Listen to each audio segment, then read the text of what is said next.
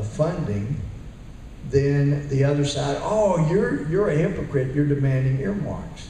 And what we should have done, and what I understood we were going to do, is we were going to make rules so that really earmarks, line items, whatever you want to call them, so they were legitimate government functions. No, you have no monuments to me, because some guys build some building, some roadway, something, and it's named after them.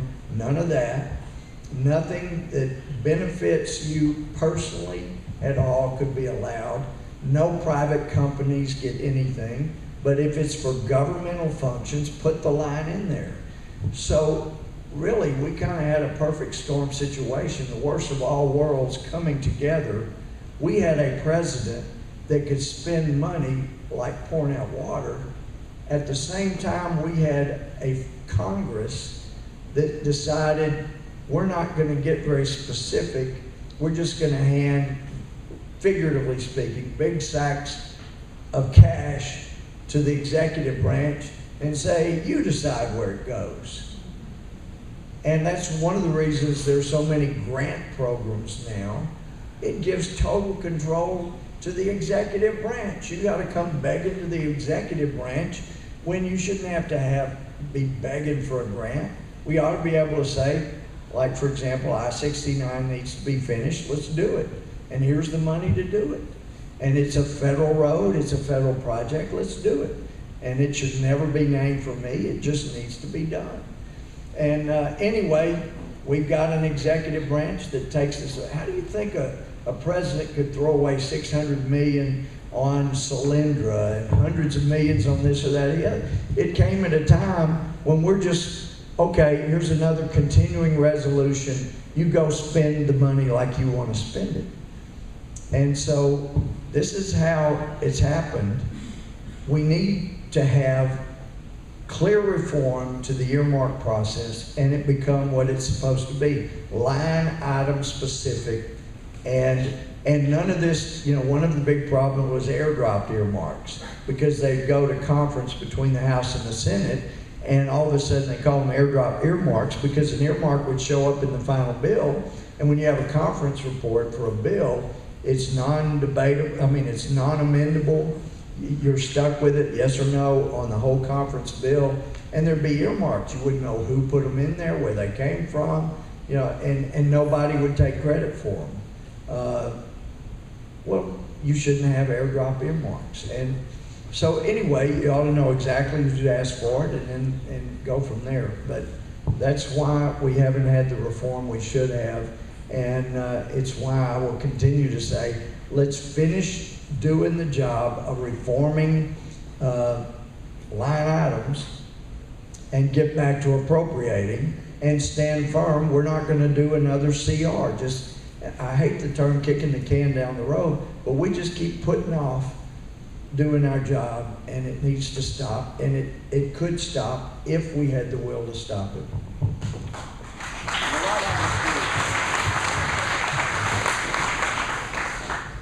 We'll change topics. Why is the farm bill tied to food stamps? Well, and it's actually not entitled food stamps. It's the initials were FARRM, so an acronym was Farm Bill, but it stood for something agriculture, and I think reform was one of the letters.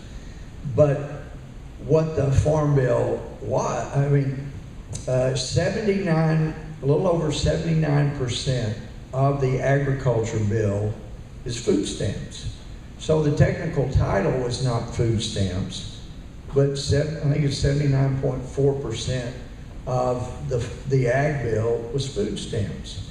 Now you may have seen emails where people would say, you know, we're giving so much money to agriculture. When you divide it by the number of farmers in America, every farmer's a millionaire. Well, the truth is the farmers are not getting that money.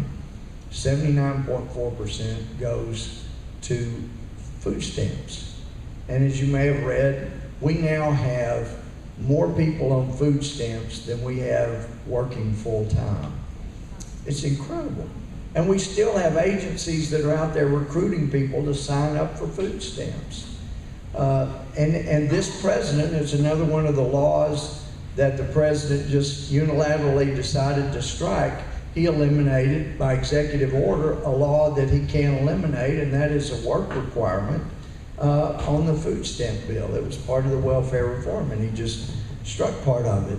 He's not supposed to be able to do that, and he wouldn't be able to if Congress stood up to the president and said, we're defunding, you know, the whole West Wing if you're going to be acting unconstitutionally like this. But we don't stand up to him. So anyway, it was a big deal when, and a little history quickly, people said you'll never pass an agriculture bill because there are too many rural representatives now. So the only way to pass an agriculture bill is to combine food stamps with an ag bill. So it's been going on for decades. And that way you get rural representatives and urban representatives voting together for the same bill. And you'll never pass an ag bill without it. Well, the ag bill had some things in there that I didn't think were appropriate. But I also know you never start down the right road unless you take the first step. And it was going to be a huge first step if, at least in the House, we could separate the food stamp bill from the ag bill. They said it could never pass. The ag bill could never pass without the 79.4% being part of it. And I stood up at conference, and believe it or not, there are some people that it matters the position I take on a bill. And I said, Mr. Speaker, I cannot vote for this ag bill as long as food stamps are part of it. But if you will separate food stamps out, I'll vote for it. I don't like a bunch of things in it, but I will vote for it if you will separate those two. We will never have reform of welfare until we can weed it out, separate it out, so we take it up separately. And still, over and over, we had dozens of Democrats step up to the mic and say, these Republicans want to take food out of the mouths of children that can't provide. There's not a Republican I know that wants to take food out of the mouths of children that can't feed themselves. That's just not true. But we did want to reform the food stamp program. And along that line, it also goes with the other question about financial. Robert Rector works for the Heritage Foundation. It takes him 2 years to find all the welfare we have. And because I've asked him before, Robert, can you get me some graphs that have up-to-date? He said, Louie, don't you understand? It takes me 2 years to find all the welfare you hide. And really it was very clever, and it was one of the things that started 4 decades ago when people started putting welfare in different committee budgets. And so if you say, we don't need this program taking people to their appointments, then people stand up and say, you hate the seniors, you hate children, you hate veterans, you hate this or that. No, we don't. And Dan Webster is a freshman, or was a freshman, this is his second term from Florida.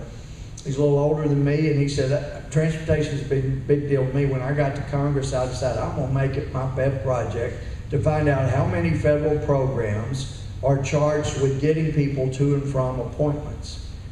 And he said, I think I've found most of them. There are 87 I've found so far. Most of them have 20-seat vans, and most of them don't run all the time. And when they do run, the average passenger load is 3 passengers. Well, why do we have 87? Because they're spread through all these different federal budgets. So when you vote on one, if you attack one, you get attacked, so you back off. It was very, very clever. So for over a year now, I'm pushing for us to reform our committee structure and create a public assistance committee that has every form of assistance to people in there. So you see all 87 programs. And Arthur Laffer told me, Louie, you're a big idea guy. Don't get discouraged because No big idea ever is immediately adopted. So just keep pushing. I love your big ideas. He called me after Hannity's show, and anyway, he's a hilarious guy. And then he texted me after I was on Sean Hannity's TV show the next night, and he says, "You're a lot uglier than I remember." But anyway, he's a funny guy. But anyway, Arthur's a big idea guy. But those are the kind of things we've got to do. We've got to reform the system if we're really going to fix America.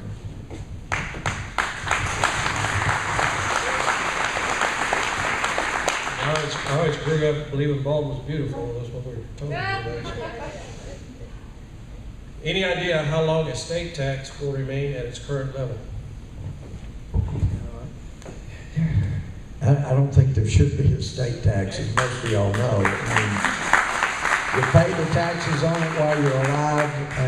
Now, my buddy Ted Poe, also a former district judge from Houston, gives the example that he had a felony case where a guy was thrown through his windshield and was killed instantly in a car wreck. He's lying beside the road, and a guy who was a pedestrian came by, reached into his coat pocket, pulled out his wallet, and took off running. And he said, that is a heinous crime. When someone reaches into your pocket while you're dead and takes your money because they know you can't stop them, but that's exactly what the federal government does with the state tax. Wow, here's an example. I don't know, but I can tell you, as long as the Democrats control the Senate, we're going to have an estate tax. Now, the thing that Arthur Laffer wants to get to, I really want to get to. I'd like to see complete elimination of the estate tax, and then if there is going, I think you could do away with the capital gains tax and you'd see the economy explode. But if we're going to have one, it ought to all be the same.